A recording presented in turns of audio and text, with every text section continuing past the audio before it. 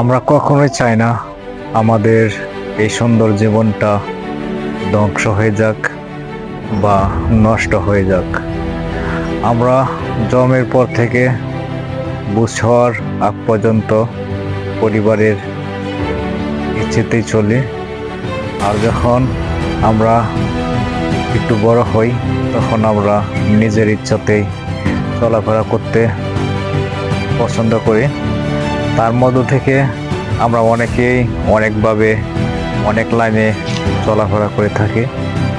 সবাই তো আর সব রকমভাবে একদিকে চলাফেরা করে না, বিভিন্ন জন বিভিন্ন রকম বিভিন্ন পথে চলাফেরা করে।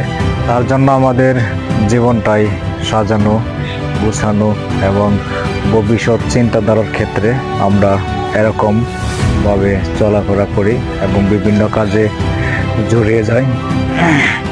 কিন্তু আমরা বিভিন্ন কাজে জড়ানোর আগে অবশ্যই সে কাজ সম্পর্কে জানা উচিত এবং সেই কাজটা কীরকম সেটা ধারণা করা উচিত এবং ওই ধারণা মোতাবেক আমরা সঠিক কাজ করা উচিত। আমরা যেন ভুল পথে না যাই সেদিক লক্ষ্য রেখে আমরা ভবিষ্যতের দিকে অগ্রসর হওয়া উচিত।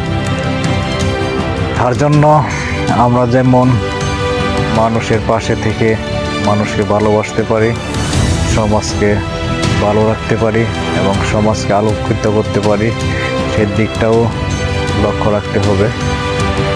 আমরা মানুষ হিসাবে কতটা গুরুত্বপূর্ণ সেটাও ভালো রাখতে হবে সবার প্রতি। বিশেষ করে আমরা পৃথিবীতে এসে জন্ম থেকে মৃত্যু পর্যন্ত আমরা যাই করি না কেন যেন আমরা ভুল পথে না যাই, আমরা যেন সঠিক পথে সঠিকভাবে চলি এবং সঠিক সিদ্ধান্তে সুন্দর একটি জীবন সাজিয়ে ভবিষ্যৎ মঙ্গল কামনা করতে পারি। সেজন্য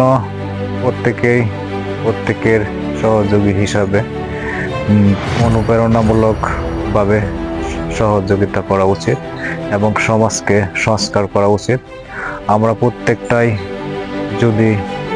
প্রত্যেকটা সমাজকে যদি সংস্করণ করে একটি সুন্দর আদর্শ সমাজ গড়তে পারি, তাহলে যেমন আমরা পরিবর্তন হব তেমনি আমাদের সমাজ পরিবর্তন হবে, সেই সাথে আমাদের দেশ পরিবর্তন হবে। আমরা সমাজকে বদলে দেওয়ার জন্য বিভিন্ন পদক্ষেপ বিভিন্ন আইন নিয়ম কারণের মাধ্যমে আবদ্ধ থাকি।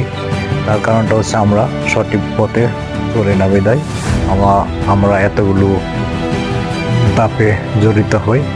আর তার একমাত্র কারণ হচ্ছে আমরা যেন আমাদের সমাজটাকে ভালো রাখতে পারি, সুস্থ রাখতে পারি।